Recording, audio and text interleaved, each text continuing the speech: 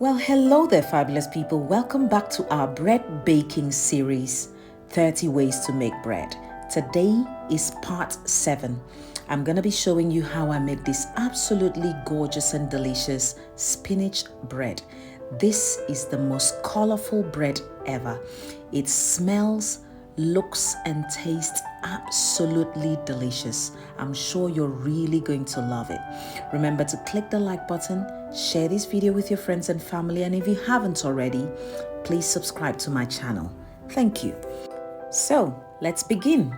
The star of today's show is the almighty spinach. I'm gonna be using a handful of spinach. I've already washed and cleaned this spinach so they're clean and ready to go. So I'm going to add some water to my blending jug just to cover until the top. I'm going to cover this and I'm going to bring this to the blend. Now I'm going to simply blend this until it's absolutely smooth with no lumps at all inside of it.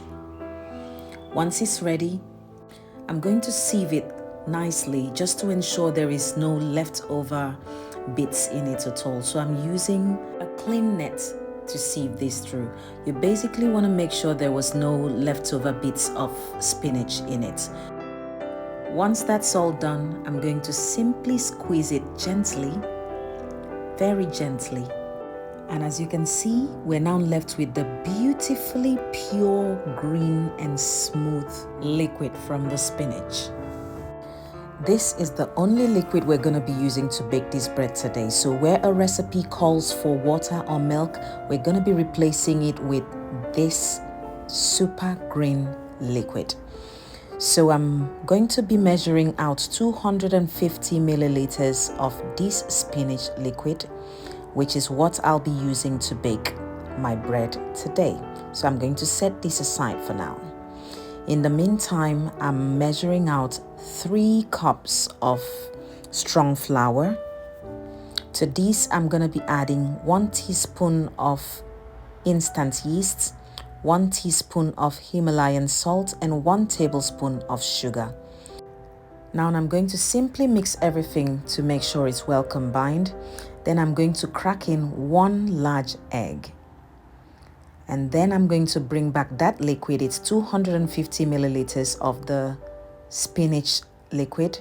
I'm going to throw this in there and then I'm going to begin to mix. Feel free to use a spatula if you want, or just use your hand. Just simply continue to mix. The color will slowly begin to turn into light green. Just like this. Once it's all nicely mixed, I'm going to gently place this on my work surface. Then I'm going to add 30 grams of unsalted butter. Remember that if you're using salted butter, you need to reduce the amount of salt you added at the beginning in the flour. So I'm going to simply knead this dough until it's nice and smooth. Continue to knead this. I kneaded this for about 7 to 8 minutes, and then it gave me this lovely, stretchy, smooth and silky dough, just like this. Now I'm going to simply roll this into one big ball and we're ready for the first proofing. So I'm going to simply place the kneaded dough straight into my bowl. I'm going to cover this and allow it to proof for between 45 to 50 minutes. That's all it needs for the first proofing. So simply cover this with a cling film and with a cloth. Keep it in a warm area and leave it to rise for between 45 to 50 minutes. It's been about 50 minutes later. This is perfectly silky smooth and ready. So I'm going to simply divide this into 6 equal portions. That's because I'm going to be making 6 very large bread rolls with them. So just put this at the palm of your hand, fold and twist into a nice little ball just on the palm of your hands. That will give you a nice ball. Just place this neatly into your baking tray and set it aside for now. Now let's do the second one again. Fold, twist, roll into a ball, and then once that's all ready, we're going to place this very neatly straight into our baking dish, just like this. Now I'm going to continue rolling the remaining dough exactly the same way until I've finished every single one of it.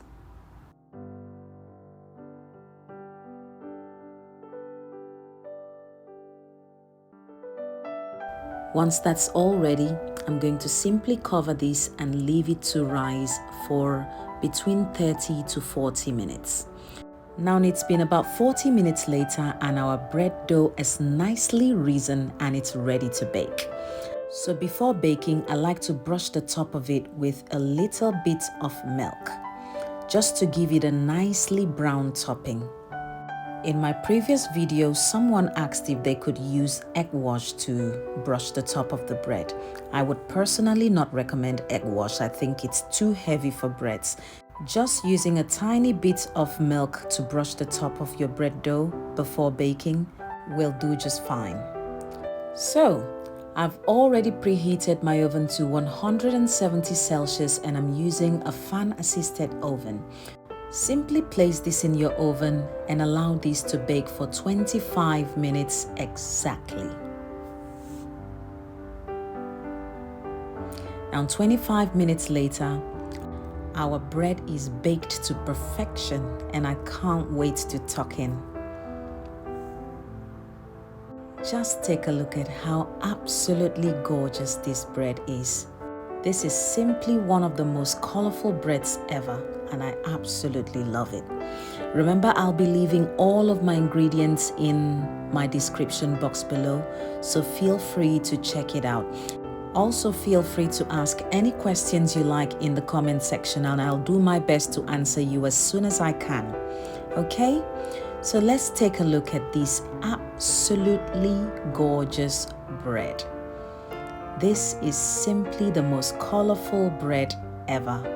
Throughout this bread series, I'll be showing you various ways in which you can add color and flavor and texture to your breads. Bread doesn't have to be boring. It can be absolutely delicious and colorful and flavorful as well. Thank you all so much for taking the time to watch this with me. Please remember to click the like button, share this video with your friends and family, and if you haven't already, remember to click the subscribe button as well. Thank you, and I'll see you again next time. Goodbye.